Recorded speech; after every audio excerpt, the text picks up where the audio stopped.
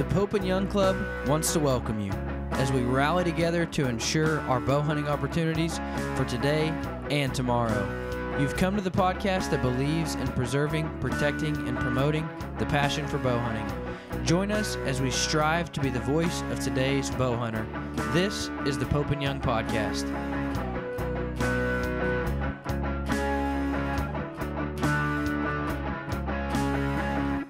Welcome, everybody, to the Pope and Young Podcast. Once again, I am not joined by my co-host, Tim Rzuski. He is in Utah, currently setting up for our measurers course this weekend and getting ready for our bow hunter bash this weekend. So Tim's busy getting some new measurers lined out for Pope and Young, but I am joined by a very special guest, Mr. Billy Gonzales. Billy, how the heck are you, man? Doing well, brother. Doing well. You guys I got to ask you. Bash, eh?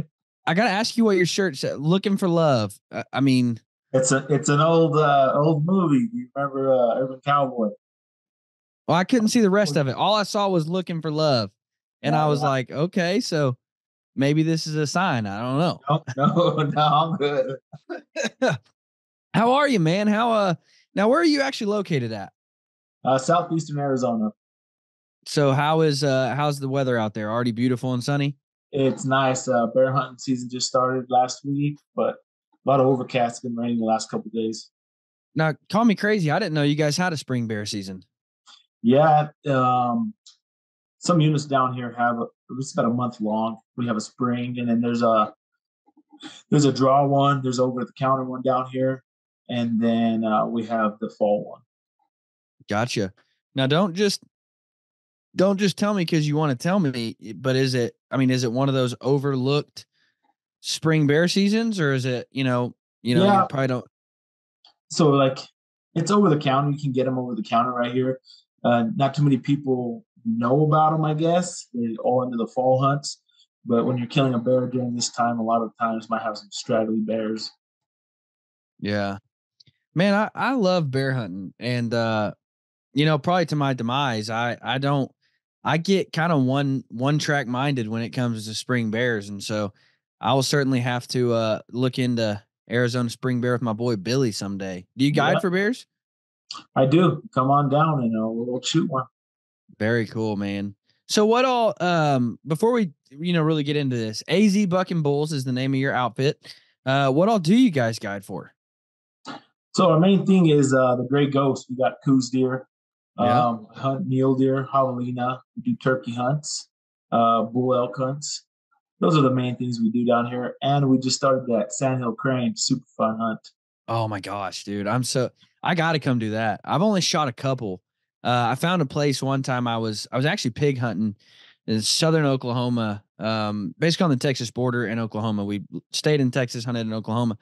And we were pig hunting. And my buddy said, hey, I've got some sandhill crane. You want to go shoot some? And I'm like, sure.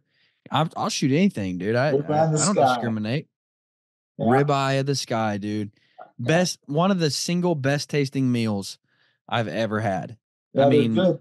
Come have an iced tea, sit up a chair and some mesquite, and we'll smoke some. It's fun. Yeah. You're living life right, my friend. Spring bears, sandhill crane. I retired at the age of 41 already, man. So now it's just full-time outfit. Jiminy Chris. So what is your what would you say your specialty is as an outfitter? Archery, Coues deer, and mule deer.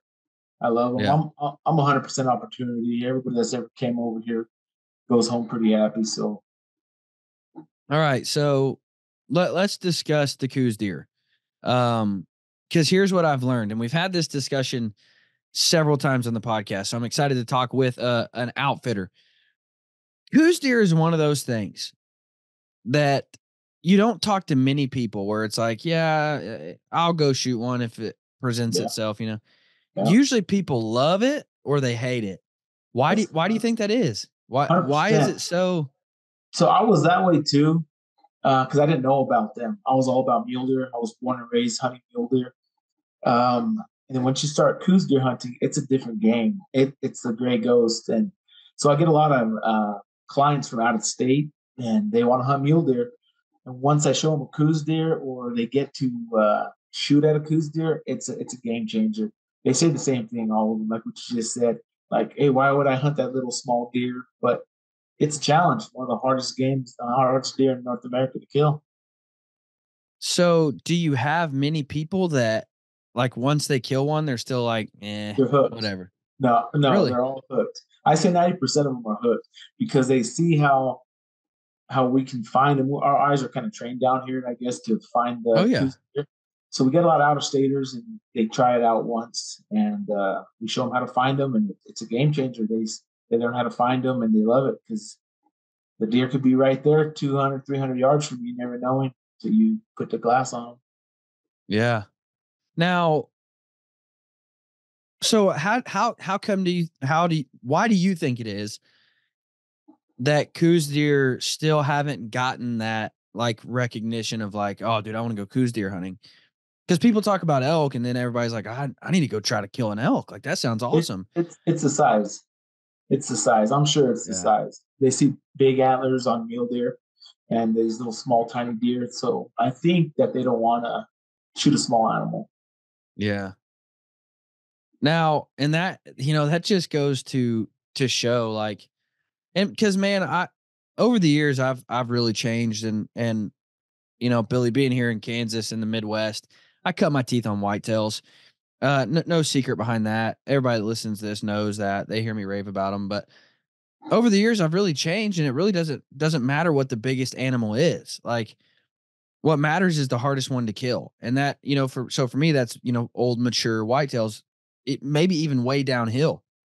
Last year in Oklahoma, I shot one that, was 7.5, 8.5 years old. That deer had seen everything, heard everything, been, I mean, it was the smartest deer on the farm for good reason. It was an old bully buck. I mean, it just as, but antler wise, people are like, "That's the one you shot," and I'm like, "Trust me, bro. Like, Yeah. that's the best Everybody trophy has on the farm." everybody has their own trophy, man. An old bruiser like that's wonderful. There's a an article with James Reed. He's the publisher of Sports and Field magazine. He came down and hunted with me, and that was his goal for 30 years, just to kill a very, very old buck. He didn't care how big it was. He wanted an old diminishing buck, and we got that done for him. We got to check it out. It's like a December issue on Sports and Field and mule deer. So, what is an age structure for Coues deer? Like, what's a big old mature Coues deer? Pretty much the same. 6.5 years old is you're going to get a at the prime, 6.5 years old. If you can kill a 4.5-year-old Coues deer with good genetics, it's going to be a good buck. 6.5 years is probably right around the prime on them. And they'll start dropping from there. Now, I'll tell you what's really rough, Billy. I'll, t- I'll tell you what's really tough is when you come to some of these Pope and Young events and you look at some of these world class Coues deer and you're like, crap, that's Yeah, a bigger deer than the whitetail that I kill. yeah. That'll There, make you there's feel real good. there's some monsters out there. There's some monsters, some 130, 140s. Know a guy that killed a 160. Um, Mexico is a great place to go hunt the Coues deer. It's getting worse now, I guess. Mexico got a couple outfitters tearing the deer up, but there's still good ranches down there. Um, Back in the days, it was a place to go, killing 120s all the time, 130s all the time. It's getting a little harder to do that now, but still, Mexico has a lot of big bucks. Arizona, we still kill 115s, 120s, and then some of our guys are killing 130, 150s down here in Arizona. Yeah. It's an anomaly. It's crazy that big. A big Coues deer for us, for a lot of people, 105 to 110 is a giant, but you're getting Yeah. some crazy bucks out there. Yeah. No, it seems like a lot of fun, man. And it's one of those things that I really want to try. I'd really love to do it. And it's one of those things I want to just put one on my wall so people who are uneducated and don't know, will look around and be like, "Why'd you shoot that little guy?" And I'm like, "Well, actually, that's a Yeah, big deer. That's a Coues deer. That's not a whitetail." yeah, Because that's what, a lot of guys who are just uneducated to the different sizes of animals, they see that, and especially if it's a European mount. But dude, I've seen European mounts that give our measurers a hard time. They're like, "Man, I don't know. Like, I mean, it's a Coues deer, but dude, it's got a lot of characteristics of a mule deer or a whitetail or whatever." But I really, because even myself, when I started coming around, I'm like, "All right, how do you even know that's a Coues deer?" And they're like, "Well, look at the way, all this stuff." And so I'd really like to kill one, man, not only for that reason, but just seems like a super fun hunt, and, I love killing javelinas. So anytime I can Oh shoot a yeah, deer and a javelina in the same hunt, I'm pretty much in. that's January, my man. They're right. I'm in, dude. I'm Yeah, in. Count me in. over the counter. Let's get it. We'll have a good time. It's a great hunt, man. We just get up on a hilltop, go to where we need to go, and we'll glass. It might take 15 minutes. It might take 2 hours to pick one out, but you're gonna find them out here. Yeah. Um, what do you think Arizona's biggest, like, um, sleeper hunt is? You know, the most overlooked hunt in Arizona, and you're like, "You guys gotta try this. It's a blast." Yeah. Well, then I don't. I'm gonna give the secret away. Well, So, that's how yeah, you book hunts. You tell yeah, people, yeah. "Come book hunts with So me." there's some over the counter turkey hunts that a lot of people don't know about. Um, so we've been doing a lot of over the counter turkey hunts, super fun hunt. Um, that's really that's one of the hidden ones. But archery Coues deer, you guys can come out archery Coues deer, archery mule deer, all over the counter. Arizona kind of changed its ways of giving out the tags to that, so now you have to get it a year advanced. But those over the counter hunts are awesome. You come down to Arizona, you can go kill some stuff really easy. Yeah. Absolutely, man. That's what I love talking to guys from all over the country and North America and the world, because everybody has these hunting opportunities that if people would just try it, like they would be all in. You know what I mean? Because I think about some of the places I've got to hunt, and they're honestly hunts that nobody ever talks about. They're honestly hunts that nobody ever raves about, but you're like, man, dude, that was one of the best hunts ever. And if people would just give it a shot, then Oh yeah. Arizona or So Oklahoma or whatever else would really be on people's radars. yeah, I know you like the traditional hunting. I love Yeah. traditional bows. That's if you want to come out and kill something, that javelina hunt is awesome. You know, you're gonna get a shot. It's gonna be a 15 to 30-yard shot with your longbow. That's a good hunt right there for people who like to use the longbow or Yeah. recurve. Yeah, and I tell people all the time. I get that question a lot of like, what's your number one tip that you would give people wanting to switch to shooting traditional archery? And I just tell people javelinas and hogs, Yeah, because if you go on a hog hunt, they are, I mean, there's so many opportunities. So if you blow a stalk or if you miss or, whatever, it's okay. You'll get on another one. And then javelinas are just stupid. Like javelinas are dumb. So go hunt well, I shouldn't say that, but they're blind. Like they're yeah, just yeah, they yeah. don't have great vision. So you can get relatively close relatively easy. So it's a really good thing to practice on. It's a really good thing to hone in your equipment and your abilities. And so I tell people all the time, javelinas and hogs, great way to Yeah. start. Them javelinas, like you said, some of them, I say 80% of them, you can sneak up 15 to 20 yards from. But you get these smart javelina out there once in a while, you get 100 yards from them. I don't know how they see you or something, but sometimes you get a couple smart javelinas that'll book it. Yeah.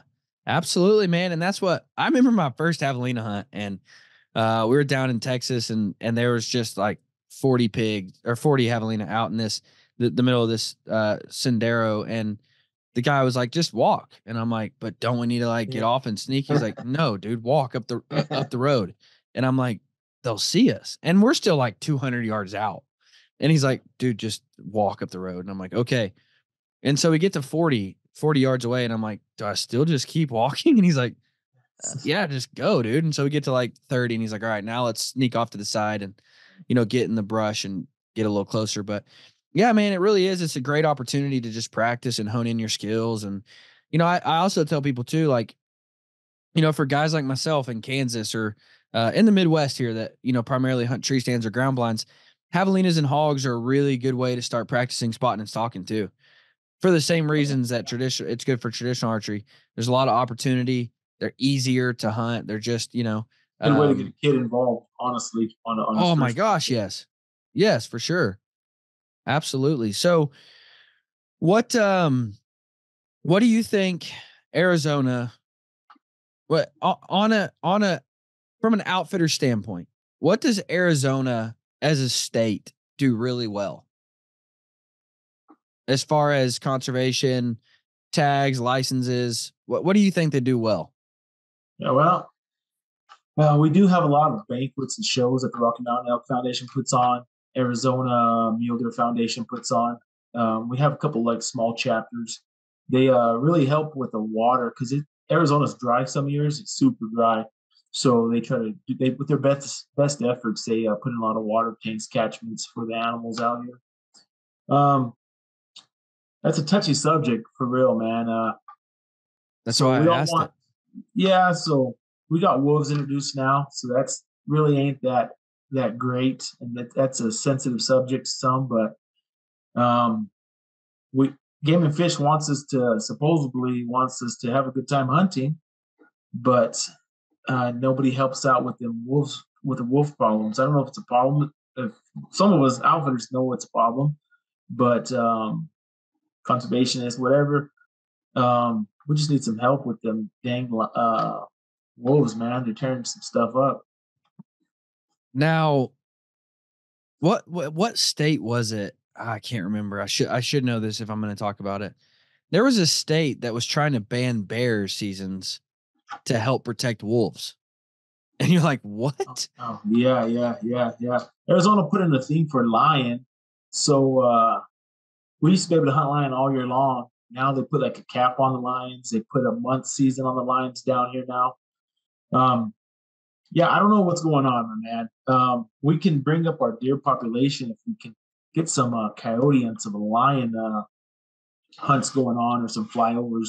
Even fish flies over once in a while. It helps out killing the coyote. But I think we need to do that more so we can get more animals down here. Yeah. So walk us through, tell us some details about this hunt that you have coming up on our auction this Saturday. So I think this one's going to be a Coues deer and mule deer hunt. It'll be a 5-day fully outfitted hunt. I have a full time cook. Like I said before, we're a 100% opportunity outfitter. We'll do a 5-day hunt. They can choose mid August to early September, late December, or the fun one. My favorite is going to be the January hunt during the rut. It'll be an archery hunt. They do have a choice of doing a rifle hunt that will be a draw process. We can get them drawn within 1 to 3 years. But a lot of the guys like to use the bow. Um, that January hunt's really fun. It's a 5-day hunt. They'll get many opportunities. We're back west, so I ask all the people who win at auctions or my clients that come down, please shoot 60 yards. I know it's kind of far for some people, but we're west. We're shooting far, 60, 70 yards sometimes. If they can do that, they'll go home with a nice buck. Yeah. Now, our Coues deer, so you and not to get off track here, but you mentioned the shot distance. And 60 yards is a poke for a small animal. So do Coues deer respond, real twitchy like a whitetail? Are they trying to duck the string? Or are they Yeah, more? so it just depends. We've had every situation. Sometimes if somebody can't hunt, if they can't shoot far, I recommend hunting out of blind or even a tree stand down here. We get 25, 30-yard shots. These bows nowadays, they're not ducking them. I have seen some deer duck, but we've shot plenty of Coues deer at 60, 70 yards, and they're very, it's a deer on crack. That they're very weary. They're moving around all the time, but it works. They do try to jump strings sometimes, but I would say most of the time we're sticking them still at 60 yards. Yeah, that's cool. Um, it's interesting to me. You get into that conversation about shot distance, and definitely don't want to open up a can of worms and get in trouble. But I just think that it's a really hard thing to do, and we talked about this on a couple episodes ago with the guys from Boone and Crockett, just about how shot distance is one of those things. Like, it's hard to ethically say, all right, 24 yards. If it's further than 24, it's unethical. It's really hard to put a number on it. It's really hard to say this is an ethical It is. distance to shoot an animal at.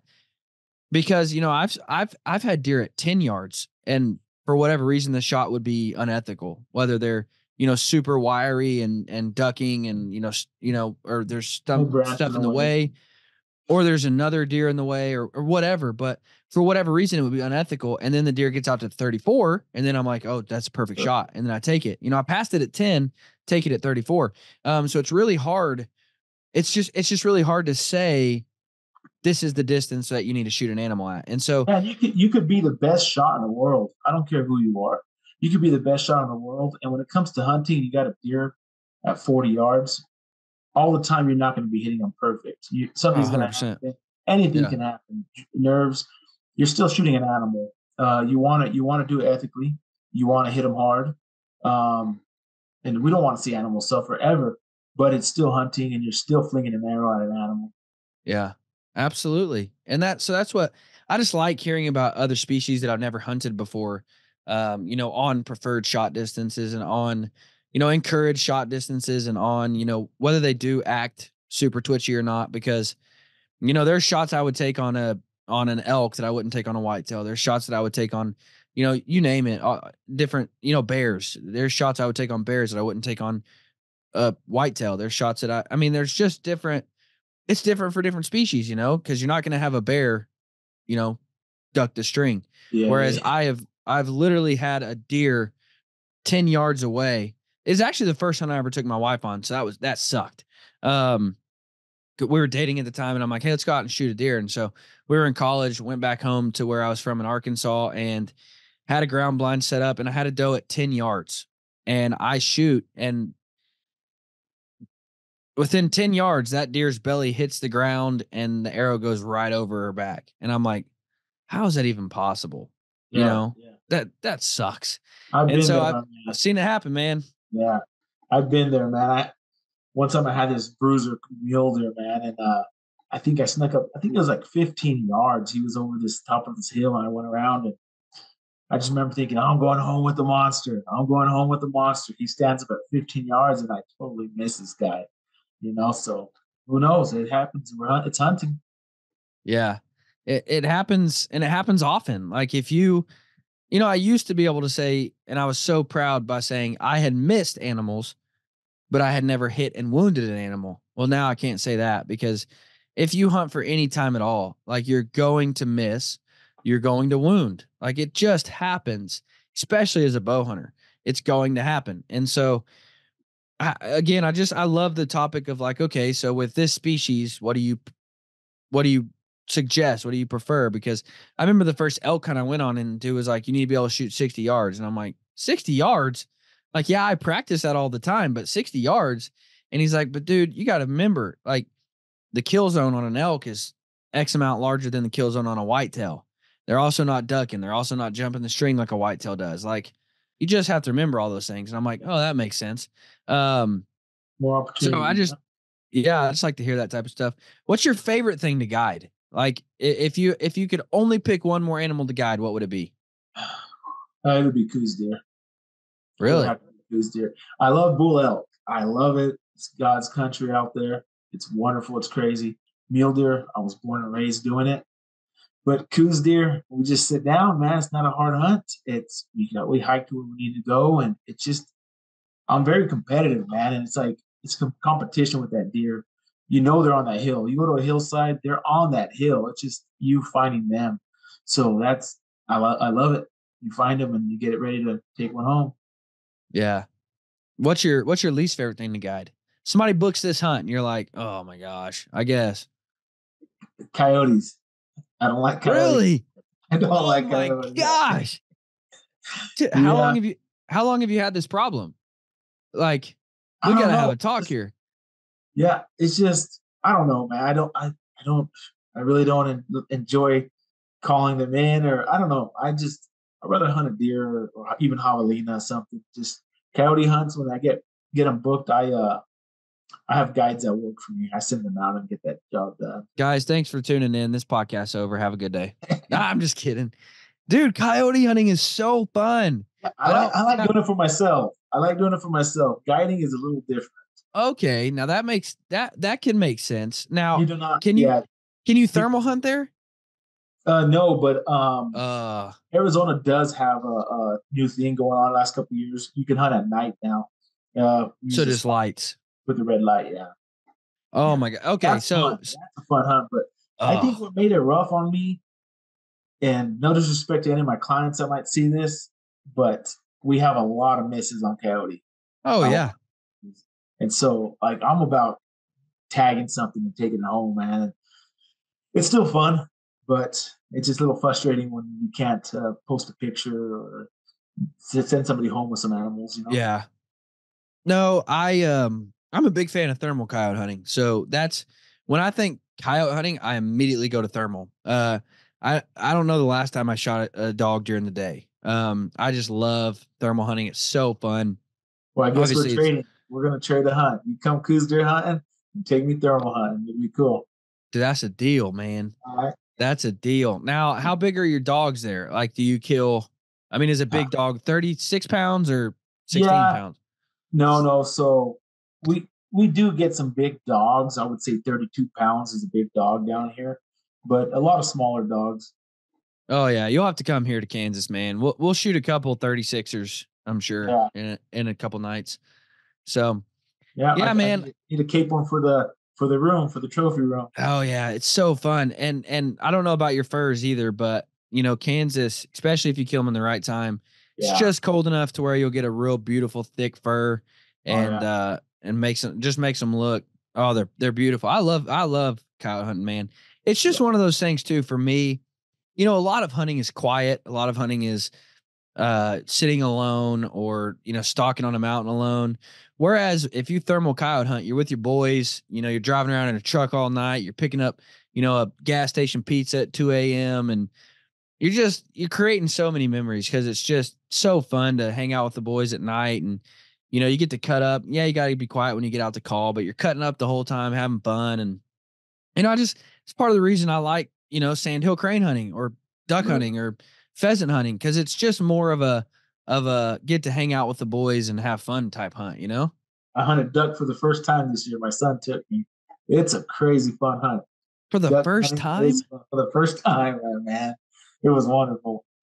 Billy, dude, we got to open you up to a whole world of stuff. County, I yeah. uh I see I grew up in Stuttgart, Arkansas, duck hunting capital of the world. And so that's what, you know, I really didn't even start getting into and we deer hunted, don't get me wrong, we turkey hunted, but you know, growing up it was ducks. That's what you did. Cause you could go out and you'd shoot a limit by, you know, sunrise was 7:30, you were done by 8, you know. Yeah, We we're in just the desert, so it's not too popular down here, man. yeah, But it's an awesome hunt. it's fun. Duck hunting is fun. And again, going back to the same reasons. You get to cut up with the boys and have fun. You know, you're down there in Arkansas, some of those blinds, you know, they've got you're grilling bacon and sausage and eggs and waiting for birds to fly by. I mean, it's just you're having a good time, man. There's a lot of shots. You get to shoot a lot. You know, that was for me when I was growing up, that was my biggest argument. I'm like, do I want to go sit and deer hunt and I might shoot one arrow a year? Or do I want to go blast, you know, 127 ducks in a season? Like, you tell me, you know? Yeah. That was my attitude growing up. So yeah, man, I love duck hunting. I love now that I'm in Kansas, something I didn't have in Arkansas was like field hunting, you know, laying out in a field for geese. And that's so much fun, dude. Especially, you know, you get a crazy day. We shot like 113 birds in the morning last year. Of course there was, you know, 14 of us, but I mean, it was just as fast as you could load, you were shooting, you A know? lot of food. That's a lot of food. Yeah, it is, man. So let's take a step back. What got you into outfitting? What made you want to be an outfitter? Well, so there was a famous Coues guy named Dwayne Adams. They needed some help on an elk hunt, and I guess they knew that I liked elk hunting for many years. And so um, I knew of Dwayne Adams. So I meet up with some people, and they needed some help on an elk hunt. I show up, and this is Arizona, northeastern Arizona, and we show up, and they introduce me to this guy. I'm like, oh, that's Dwayne Adams. So me and Dwayne, we just became really good friends. Dwayne put me on his team. I started guiding for Dwayne Adams. And then I decided to go on my own. And since I was a little boy, I hunted and I've always helped people. When I got old enough, people would just come with me. And God blessed me with the talent of hunting animals really well. What so what's been the most rewarding? I love hearing from outfitters on the most rewarding guiding trip they've ever done. What's been the most rewarding for you? Um, I mentioned him earlier, James Reed. He waited 30 years to kill a really old bruiser. Um, So we did a TV show with Trijicon and Sportsfield Magazine. That meant a lot to me as within the guiding business, of the outfitting business. That was a great hunt. Also, we killed a really big Coues deer buck for another guy. That meant a lot. He was waiting a long time. But family hunts are what it's in my heart. My dad, my children, grandfather. Those are the hunts that mean the most to me. Yeah. 100%. Yeah. Have you ever had one of the opportunities or one of the situations where, maybe they're in a wheelchair and they've always wanted to be able to do it but never could, and having to like pull some, make some stuff work to do that type of thing? Have you ever got to do that? Yes, yeah. I had a guy with one leg. I had a guy. It was like he had a really cut, really high. We took him on an elk hunt, and unfortunately, he didn't come home. He shot like six different times at some elk. Oh, Yeah, but we did our job, and he was happy. So that was a good hunt. I did some Wounded Warrior stuff. Check out If you check out some stuff on my website, you'll see a picture of the guy. He came from California. He was a Wounded Warrior in the Marines, and I knew him for 15 minutes. Killed him a 327-inch bull. I met him, heard a bull, and so I said, "Hey, I know our hunt don't start till tomorrow, but season's on. Let's go see if we can kill this bull." So I climbed up on the hill. 15 minutes later, he has a dead bull down. That was very rewarding. Dalton that's out of cool. California. Yeah. That is cool. Have you ever had, one of those just, and I'm sure that would be one of them, but I love hearing from outfitters and like, man, this guy, had tried for years to kill his first and just never could. And we got to make it happen and it was super special. You have any of those kind of stories? Yeah. There's a guy. I have a picture back here. He shot like a 30-inch mule deer named Matt Bingham. He's out of Utah. So Matt Bingham out of I think Salt Lake City, Utah. Uh, been hunting, hadn't killed nothing, especially with his bow. He came down here. This was 2 Februarys ago, and he killed himself a really wide, mature mule deer buck. Good story. After he kills that buck, I stabbed myself in the artery in my leg. I didn't think I was gonna make it off the mountain that day. This is last February, last late January. How'd you do that? That's the first time, my man. After he killed, I remember the arrow sticking out of the deer still. So I grabbed it, threw it to the side, and I said, "Hey, be careful, don't cut yourself on that." So I'm caping the deer out, and my razor gets a little. I'm using one of the razor knives, and my razor starts getting dull. So I reach in my bag and I put a new razor on, and that first swipe right by his tail, I'm keeping him all the way down to his tail. I pull back and I hit myself right in the leg, and so I see some blood dripping already from the knife, and I tell the client, I said, "Hey, where's this blood coming from? I don't see no blood anywhere." So I lift my pant leg up and it's gushing. So I'm like, "Oh no, I'm not making it. I'm done." So a bunch of things went through my mind, and it's true what they say. I thought about my kids, and I'm like, "Okay, am I gonna die right here? Am I gonna die in the helicopter?" So, well, Matt, he killed a really nice buck. That's what this story is about. Matt killed a really big buck, and we made a tourniquet. Uh, Matt was a little panicky, dropping everything. So I pull out my Garmin InReach, and I turn it on, and I tell Matt, "Hey, when I pass out, hit this red button. Text him, tell him we need life support. I mean life flight." And so I turn my Garmin on, and I'm expecting to pass out. I'm thinking to myself, "Is this gonna hurt? Are my kid's gonna be okay? At least it don't hurt right now." All kinds of things like this. And so we make a tourniquet, fill up the hole real tight, and I shit you not, Mr. Dillon. After my shoes filled with blood, everything, my pants are filled with blood, Oh everything. my gosh. He's like, "Let's get off the mountain." I says, "We're not leaving this deer." I finish caping this deer. I give him the antlers. I give him the cape, and I fill my backpack up with meat, and I throw my arm around his neck and shoulders. And Matt Bingham, he'll contest his story. And we walked down. Finally got some phone service. Called one of my guides, Ralph Magias. So Ralph Magianes, I could hear his bike just busting through the mountains, wow, coming to get me. And I make it to my side by side.